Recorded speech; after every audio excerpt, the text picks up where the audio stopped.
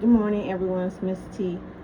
I hope everyone had a relaxing evening, slept well, woke up this morning in good spirits, spent some time with the Lord, and are ready for your day, whatever you're doing.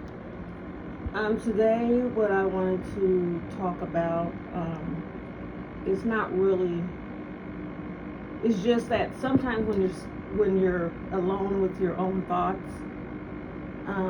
do you ever think about what type of person that you are? Are you a giving, kind person? Are you kind of shy, reserved? Are you outgoing, the life of the party? Would you protect someone if you seen that they needed? Do you mind your business? Or, have you ever really thought of what type of personality you have or what type of person that you are? Um, None of those things were anything bad. It just means sometimes people are placed in certain areas at certain times. Um, when you hear stories in the news that someone saved, um, a car went into the lake and there was a mother and kids and someone saved them. That type of person would be someone who thinks on their feet, who can handle panic, or who can handle circumstances, that are not normal. Some people would panic and think, what am I going to do? Or, how can I, and just stand there. I mean, not meaning to, but they're not, not sure what to do. But some people automatically, their mind goes and jump in the water and probably not even thinking. Bust out the window before it submerges and get everybody out. Um, I think God puts people in certain places at certain times. Uh, what we need to know is this world is evil and it's not going to get better. God said there will be certain times where you'll have things happen in a long stretch before something happens again, but it's not going to get better, and we're not going to have any type of help from it. That's just how it says that. So we need to be prepared and understand what our part is, what type of person we are, and where we need to place ourselves. If you're not a person who wants to have a person who likes a lot of, not drama, but are able to be in a place where there's a lot going on. You run to this side, you help the, you might be wanting to take a class on helping people when there's a disaster. I took one of those classes and it was very interesting. It was, helping. I think our scenario was a shooter in the building. I think that's what it was, and how we protect ourselves from the shooter, and at the same time help the people that have been shot. And it's very interesting because it was just a practice.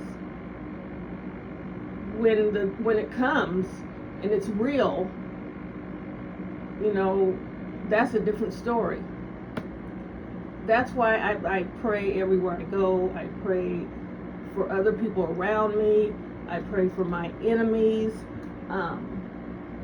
Just everybody, because this world, in this world, you don't know what you're going to find, what's going to happen, because there's evil everywhere. You can't get away from it. You're not going to be able to get away from it, and sometimes it's going to hit you when you least expect it. And you just need to be prepared. Some things you can't get prepared for. And so when you pray, I mean, there's a lot of people who tell stories that they delivered a baby, never delivered a baby before, never even seen a baby being delivered, and they were able to do that. God gives us inner strength, and also has our guardian angel with us to help us do things that normally we wouldn't be able to do. You don't normally think a man could lift a car off of somebody that it fell on, but those are true stories. Those things do happen. The man who climbed, I'm not going to say how many floors because I don't remember, but they were a lot. There were a lot. He climbed on the outside of that building that was on fire to save his mother, and he did. And everyone wasn't amazed because he just climbed up it like that's something he does every day. And I can imagine the adrenaline that he had, because that was his mother. He was trying to save his mother. And so I believe that, things happen. You have things inside you in certain situations that cause you to have not powers, but strength. Gives you a sense of mind to think fast or to think logically. I think everyone should learn how to swim, and that's including me, because people drown all the time. You might be in a boat, and the boat might be going fast. You could flip over, and there you are. I wouldn't suggest being in a boat. If you don't know how to swim, you should have a life jacket on, because it would be kind of, not going to say crazy, but it would kind of be, you just need a life jacket on. Don't put yourself in situations that can cause harm. You just have to think logically. Don't leave babies unattended. That's just you can turn your head and a baby could get out the gate, or you all fall off the couch. They do it all the time. So not leaving them unattended would be a logical thing that people should think of. People are snatching kids. You could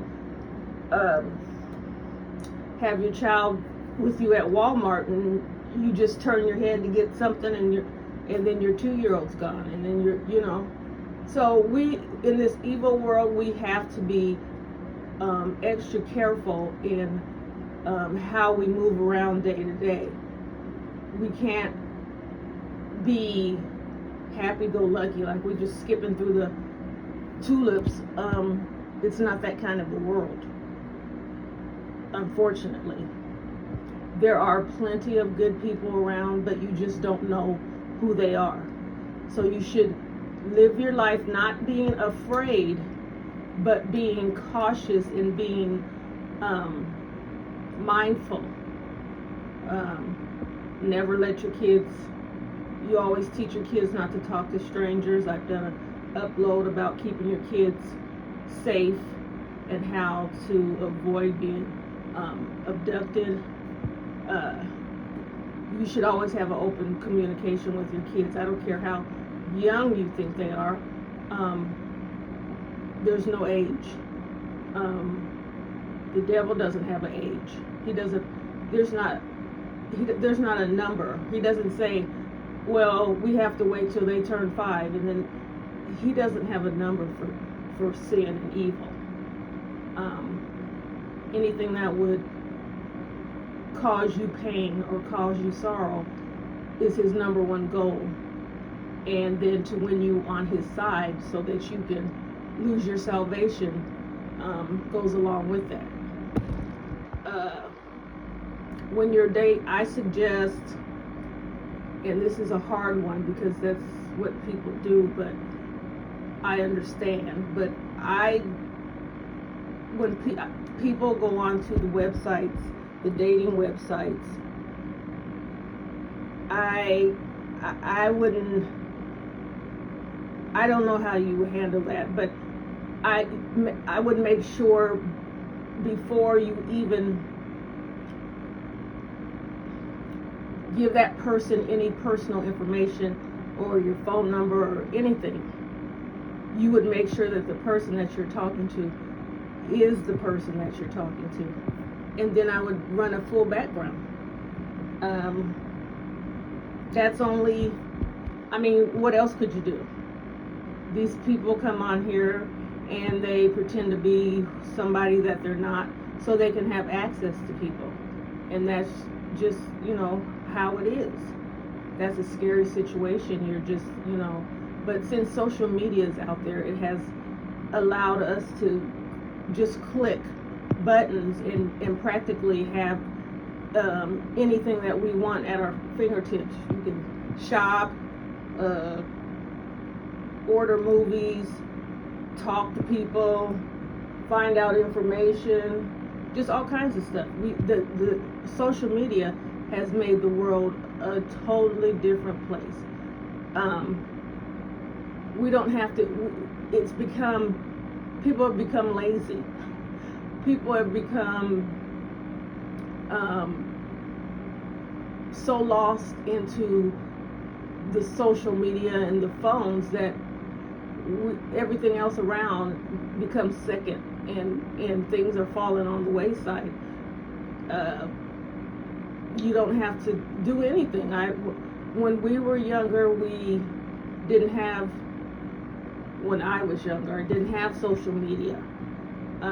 So we actually socialed in person. Kids were riding bikes and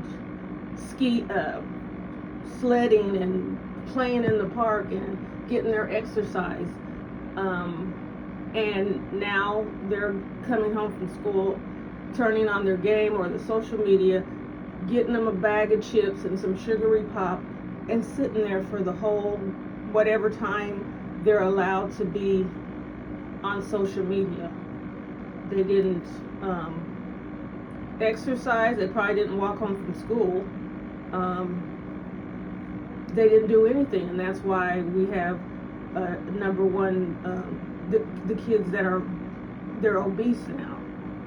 And there's nothing wrong with because God made everyone. There's nothing wrong with being a bigger person, but you still have to be healthy. You have to make sure that you're not causing problems for you, later down in the line. So if you're not getting any exercise as a child, and then you're taking in all of these things, it's going to damage your body. We don't, and people are into this right now, are into exercise and eating right. There's an era that people are in the gym and trying to get fit and all that. So I will say that some adults are trying to live a better life and trying to eat better, but we still have a problem with obesity in America.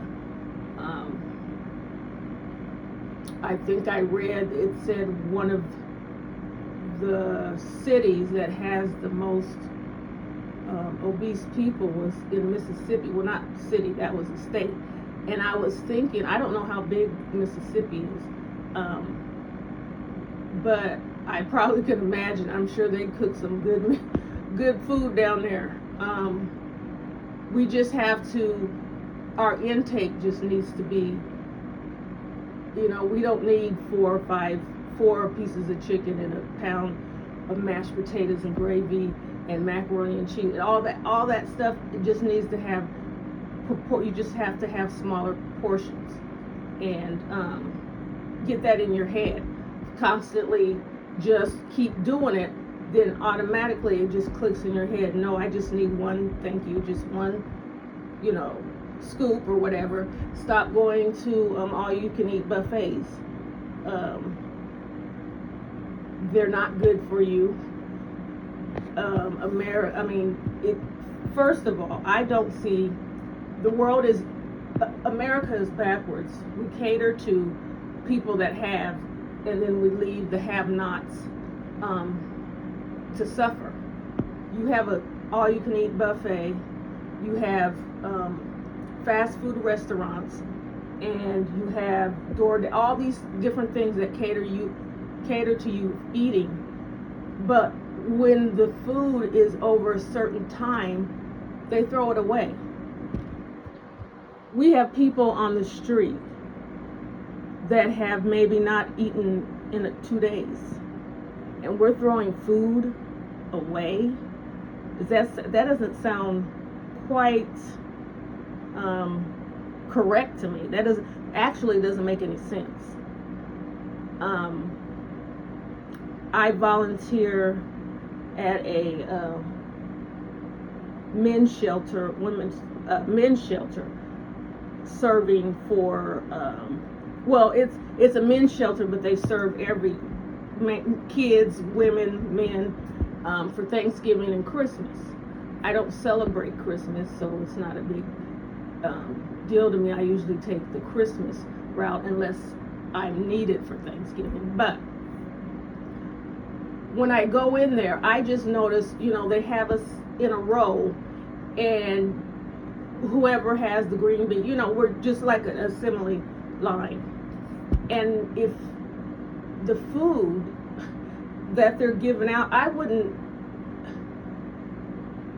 don't understand why they would think that's helping someone. A few scoops of peas and one meat, which would be ham, and everyone doesn't eat pork, and then a scoop of this, a scoop. Why are we so, when it comes to us, we're greedy, or we go overboard, but when it comes to people that don't have anything, we hold back, and they really need it. We don't treat our people that have less than us, who are on the street or who are homeless or whatever. We don't treat them well. And even if the United States doesn't treat them well, in the Bible it says that God, that's one of his main things, is to love and help one another. It's all through the Bible that we are to help our brothers and our sisters, and that doesn't people who aren't really related to us, but help the poor, needy, and it doesn't hurt you to buy an extra or whatever sandwich when you see somebody, or water or whatever, for that person, or give them a few dollars or whatever. We have this mentality, this selfish mentality, like poor people are an embarrassment, and they're like a disease. People don't want to go around them. They don't want to touch them. They don't want to look at them, like it's going to be catchy. There's one scripture in the Bible, I can't say it, and the words I'm sure are not the correct words, but it's basically saying, if you're on this earth and you don't treat people, right, don't treat the homeless or the poor, or if you don't treat them right, God won't treat you right. He's basically saying, I don't know you. And when he says, I don't know you, that means you're doomed. It's just a shame that how, especially in America, I don't understand how we can say we are the greatest country, and we have people that are barely alive. It seems like they just push them in a corner or put them in an area and make them stay there. And does that sound familiar? They're just allowed this section of the city, and they're not allowed to go out of there. I've heard that they're trying to now say, if you're homeless, they will arrest you. So now homelessness is a what is it, a felon? I don't, what are you, loitering? I'm not sure, but I know that that's not the answer to homelessness at all. Punish somebody who's already down on their luck, or who's already sick, or who's already given up, or whatever, and putting them in jail like they're a criminal. It makes things worse. So we don't care enough to take the land that is just open and free, that, you know, and build houses or complexes, and have people in them and teach them a trade or get them the help that they need. No, they rather build a shopping mall or something that caters to the rich, because then it brings in more money. And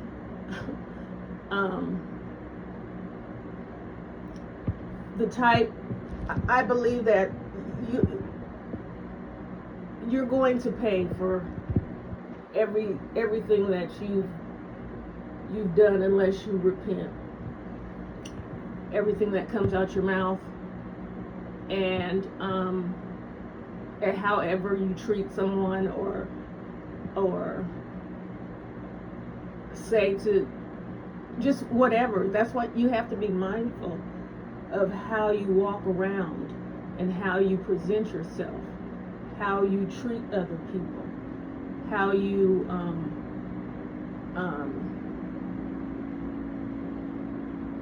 meet people, greet people, just anything. Some people don't have a lot of communication with other people, because when you're, like I said, when you're homeless, people don't want to talk to you. They don't want to touch you, because, like I said, I guess you're a third, fourth, fifth class citizen, and you brought it on yourself, and I don't want whatever you got going on around you to be around me. And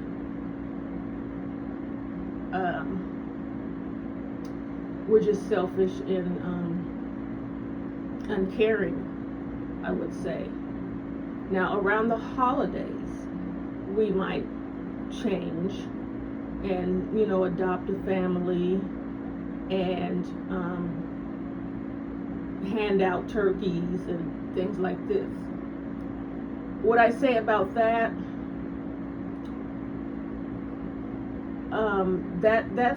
that's nice and that's good, but we're really not. I don't know. Are we doing just enough to ease our conscience?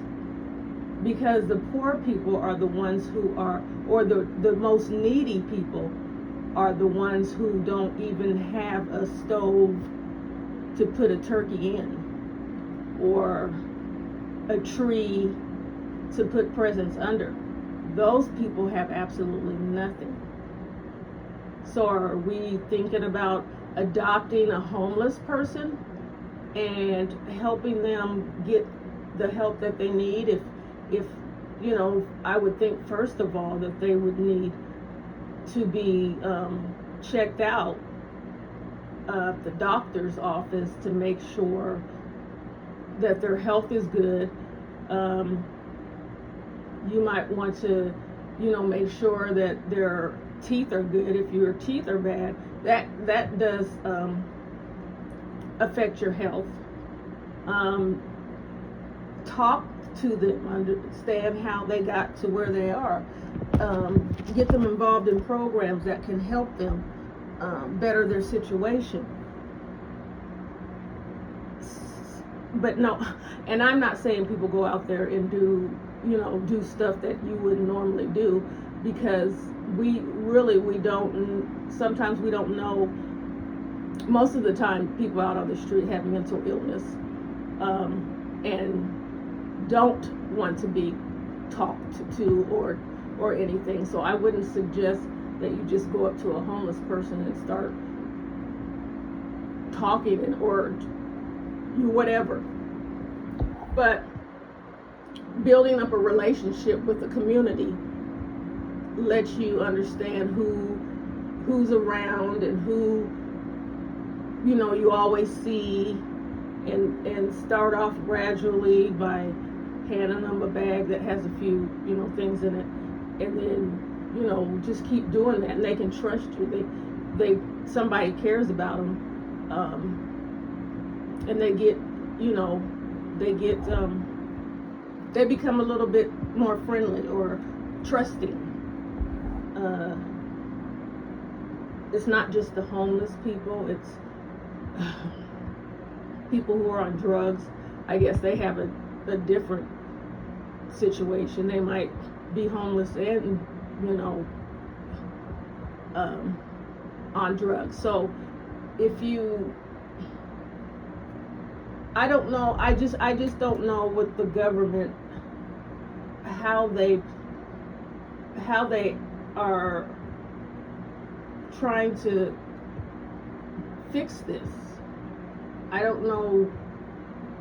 It just looks like they're not, like they're just letting them fall by the wayside. That they're not human, like they're not human beings who need water, food, love, understanding, just like everybody else. And we treat them like they're not human. And how does that sound? Doesn't that sound familiar? When they take a group of people and treat them like they're not human, and let them starve,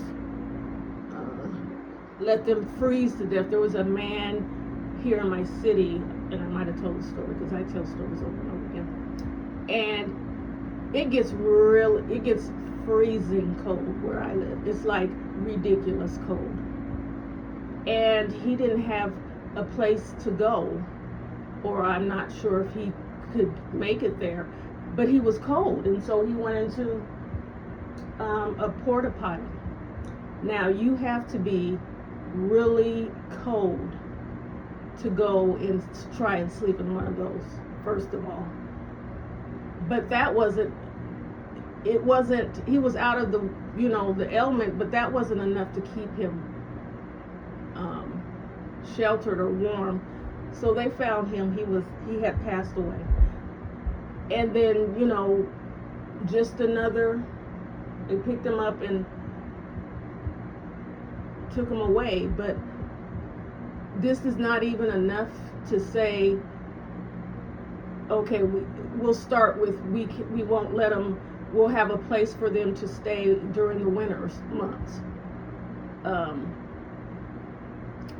I had thought of an ideal about, it would be called, it would be a bus, because they use buses, and then sometimes for different places, and sometimes when they're getting a little old or whatever, they replace them. They're not broke down, they're just, a little older, that they would pick up people cold at night, and they would just drive around, and these people would just be asleep on the bus, just to stay out of the weather.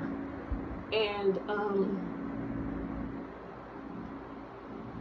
I was thinking how would you, just these things are just running through my mind. So I just threw that out there because I think it's a good idea. I don't know about other people, but I haven't got it all worked out. So maybe they can start there, or we open a center where they can just sleep during the winter. During the nighttime. It's bad enough that they're out there during the day, but how can you actually sleep or get any rest when you are freezing, when the cold is so cold out that you can't even inhale? Have you ever been outside or where it's been so cold when you inhale it hurts?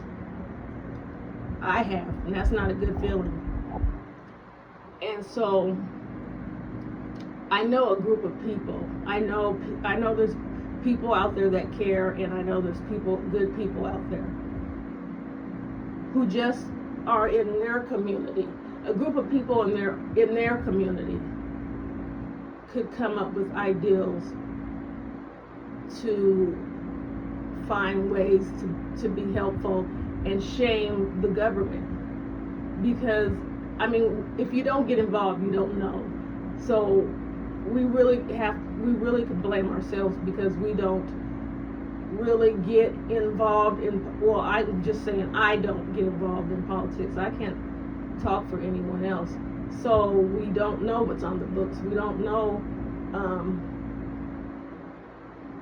I read somewhere, I'm going to have to find it again, that they just found out that there was a city or state down south that forgot to put on the books that slavery had ended or was against the law, and they just found that in 1980 something. Of course nobody was big, but just the fact that something that important, something that that they overlooked it, or they probably didn't overlook it, they just maybe wanted to continue it and just thought they would leave it there just in case.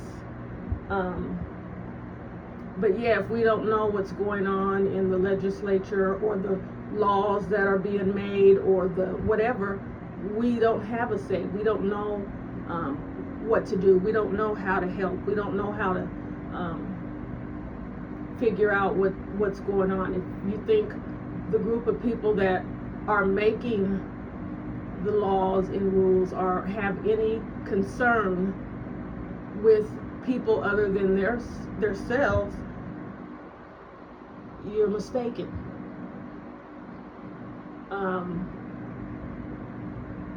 You can't have you can't have someone on your side when you don't have the numbers, or a person who doesn't stand down, or a person who's not afraid to go up against people that is just them. So we need to also, worry about how what's going to happen to your family or your generation after, years and years, if Jesus hasn't returned. How they're going to live in the future. What laws are going to be taken away? Is Social Security going to be cut in half? And you just don't know, and we won't know if we don't get involved. We find out at the end when it's signed, and then we find out what happened afterwards. There's a law that says all public housing all the buildings are going to be torn down, and we just find that out the day before they're getting ready to tear them down. So we can't always blame other people. We have to blame ourselves. We have to get involved, stay involved, care about one another, help one another. Just be active. I know there's a lot of things that people have to do in their day, and they have a lot going on, but it doesn't, just maybe to sit on a school board meeting and see how your children are being treated at school. I don't understand how kids can get a whole tape, record a whole fight, and put it up on social media, and nobody's around, and I don't know. I'm not even going to blame the adults, because sometimes you just become numb to things that are going on when you can't do anything about it. We've also become a group of parents that wait for something to jump off. I wish somebody would, instead of chastising our child who slapped the teacher, and the teacher protected herself by pushing the student, the parent is going to come for the teacher because you touched my child, even though my child slapped you. And it just, our morals and our values are just out the window. Like I said, parents have dress codes, so I can imagine what. There was a woman being filmed, very nice looking woman, and her body was banging, and she walked to the corner store. She had nothing on but a robe, so she was naked under her robe, so you could see and everything.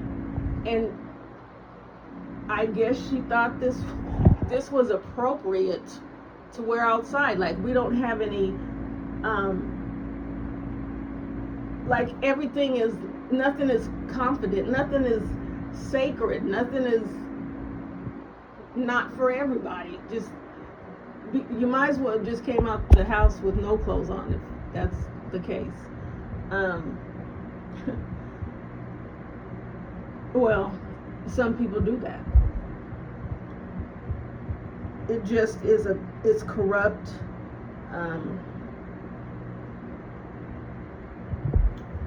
Evil, and it's not going to get any better. God just gives us the steps of when he's getting closer, and you can go ahead and take mark a couple of things off the list now, because it's getting closer. We just don't actually know the time or day, but we should always be ready. Should stay ready, because we don't have time. You won't have time to get ready when it's happening. Your time is up. And I don't come on here and talk about, it's not for to scare people or to say God's going to punish you, because that's not what my message is. My message is God loves everyone, and he wants everyone to be saved. That's why he comes into your life and shows you things, to give you an opportunity to just try him. Don't even, if he said the if you just have the faith of a mustard seed, that's like telling you just trust him, because a mustard seed is not really anything. It's a tiny seed that you can blow on and it can fly away, it'll be gone. He doesn't say in the Bible, he does tell you, what people will have to pay for their sins, and he says the wages of sin is death.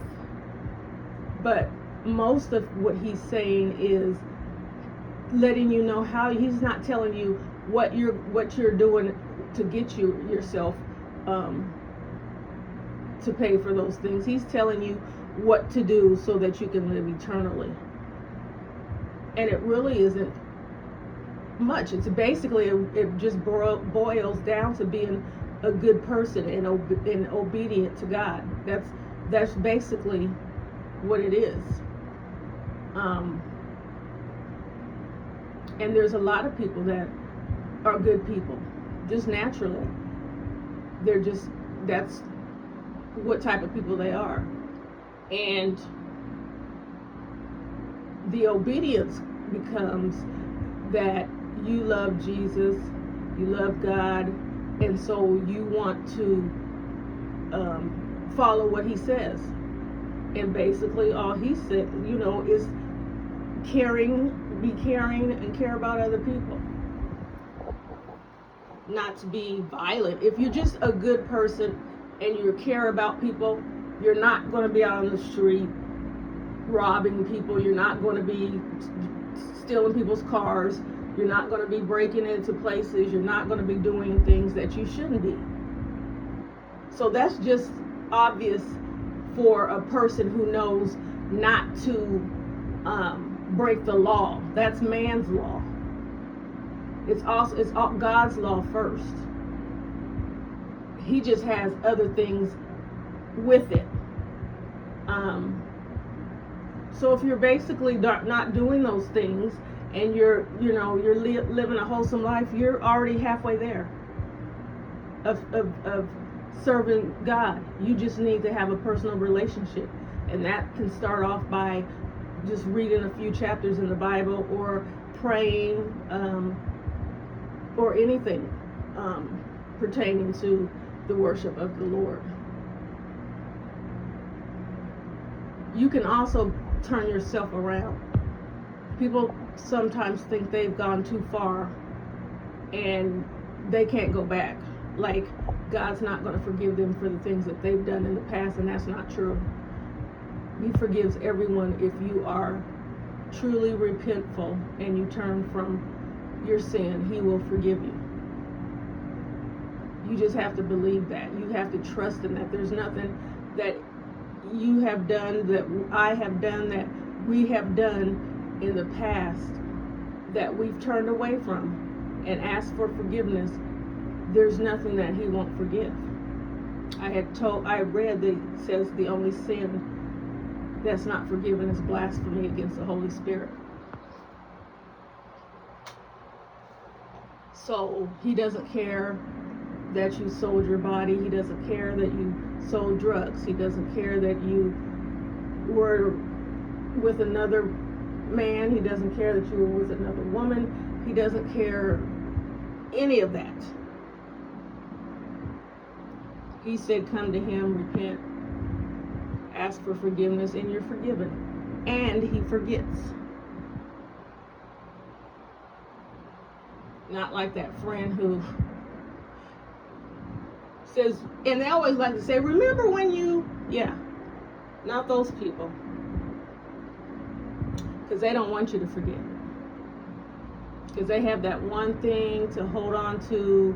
Because when you get a little bit out of, you get a little bit of what they would call uppity or out of pocket or whatever, they'll want to remind you of that to bring you back down to earth, or bring you back to where they feel you should be.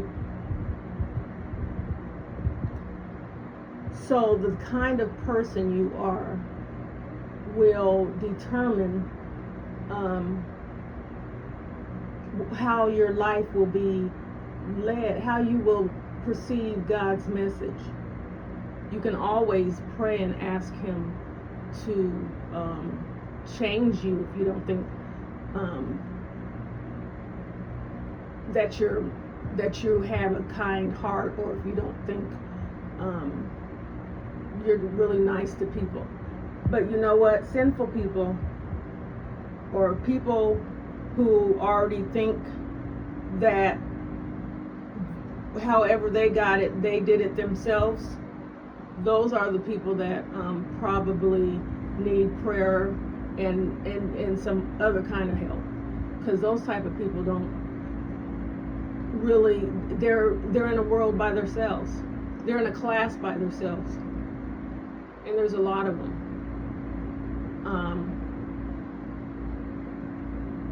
They're above everyone else, and their money will get them anywhere and allow them to do anything, and they're going to find out that that money is going to be a piece of paper that's going to fuel the fire. That's all it's going to be. So that's all that I had for today. If there's anything that anyone wants a conversation about, for me to look into, or just anything you want to put down in the comments, feel free to do that. We're getting closer to our cash giver, $100 cash giveaway. So I hope you're getting ready for that. And it's not gonna be easy. So I hope that you're listening and getting the full message, understanding what my agenda is, because it's not to harm anyone, it's not to make anyone feel bad about themselves, it's not to tell anyone that they're not worthy of God, it's not to put anyone down, it's to let you know that God loves you no matter what, even if you don't love Him.